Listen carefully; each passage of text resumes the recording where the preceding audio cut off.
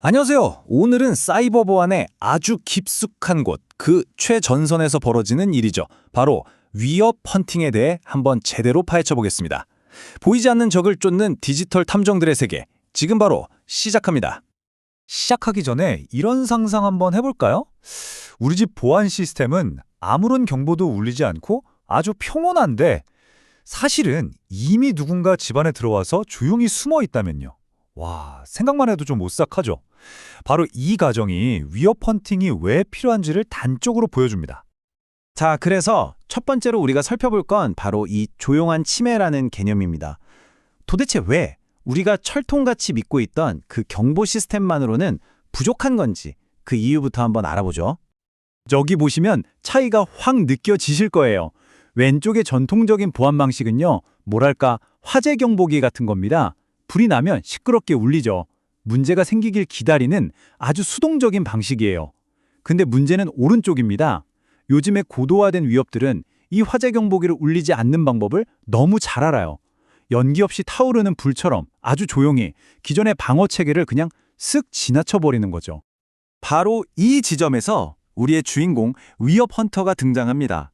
이 사람들은요, 경보가 울리기만 기다리는 게 아니라 어두컴컴한 집 안으로 손전등을 들고 직접 들어가서 거기 누구 없어? 하고 외치는 아주 능동적인 보호자인 셈이죠. 그럼 위협 헌팅이 정확히 뭘까요? 정의는 이렇게 되어 있지만 여기서 가장 중요한 단어는 딱 하나예요. 바로 능동적으로 검색하는 활동이라는 부분입니다. 누가 알려주길 기다리는 게 아니라 먼저 의심하고 먼저 찾아 나서는 것. 이게 핵심입니다. 그리고 이게 바로 위협 헌팅의 시작점이자 가장 중요한 철학입니다. 혹시 우리 네트워크에 누가 들어오면 어떡하지? 이게 아니에요. 이미 누군가 들어와 있다. 지금부터 그놈을 찾아낸다. 이렇게 아예 판을 다르게 보고 시작하는 거죠. 관점의 전환이 정말 엄청나죠? 위협 헌팅을 딱 세 가지로 요약하면 이렇습니다. 첫째, 방금 말씀드린 것처럼 절대 수동적이지 않고 능동적이라는 거. 둘째, 어떤 자동화된 도구가 다 해주는 게 아니라 분석가의 직관과 경험, 즉 사람이 주도한다는 거. 마지막으로 한번 샅샅이 뒤졌다고 끝나는 게 아니라 끊임없이 의심하고 또 확인하는 반복적인 활동이라는 점입니다. 자, 그럼 이 디지털 탐정들은 어떤 도구와 개념을 가지고 수사에 착수할까요? 이들만의 수사 비법, 그 플레이북을 살짝 한번 열어보겠습니다. 모든 사냥은 가설에서 시작됩니다. 이건 그냥 막연한 추측이 아니고요. 만약 공격자가 특정 도구를 쓰고 있다면 분명 이런 흔적을 남겼을 거야 와 같이 아주 구체적이고 근거 있는 추측이죠. 이 가설이 바로 수사의 방향을 알려주는 나침반이 되는 겁니다. IOC, 우리말로는 침해 지표인데요. 이건 말 그대로 범죄 현장에 남겨진 증거물이라고 생각하시면 쉬워요. 예를 들면 범인의 지문이나 발자국 같은 것들이죠. 디지털 세계에서는 알려진 악성 서버의 IP 주소라던가 악성 코드 파일이 가진 고유한 값 같은 것들이 바로 이 IOC에 해당합니다. TTP는 IOC보다 한 단계 더 나아간 훨씬 더 고차원적인 개념입니다. IOC가 무엇을 남겼는지에 대한 증거라면 TTP는 공격자가 어떻게 행동하는지에 대한 정보예요.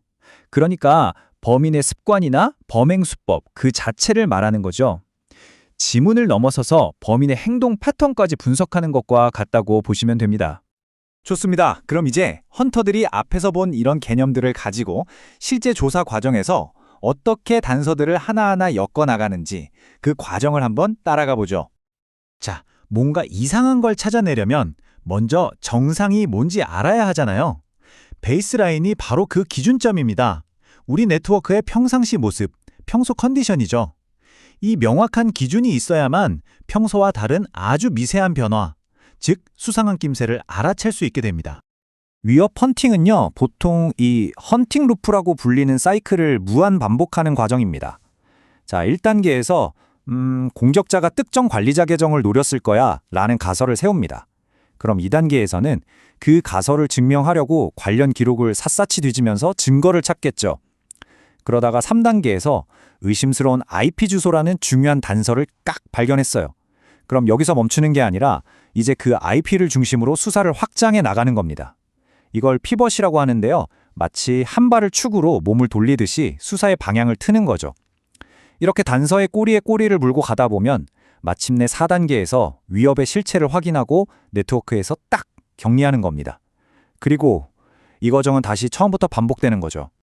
아니, 근데 왜 이렇게까지 해야 하는 걸까요? 이렇게 복잡하고 힘든 과정을 거쳐서 우리가 얻으려는 궁극적인 목표는 대체 뭘까요? 결론부터 말씀드리면 바로 이겁니다. 이미 알려져서 경보가 울리는 위협은 기존 시스템이 어느 정도 막아낼 수 있어요. 하지만 위협 헌팅의 진짜 가치는요, 물 밑에 숨어 있어서 우리가 존재 자체를 모르는 위협, 바로 그 알려지지 않은 미지의 위험을 직접 찾아내는 데 있습니다. 오늘 이야기의 마지막 질문입니다. 이렇게 조용히 침투하는 위협들에 맞서서 지금 여러분의 네트워크 안에서는 과연 누가 어둠 속을 살피면서 보이지 않는 적을 사냥하고 있을까요? 한 번쯤 깊이 생각해 볼 문제입니다.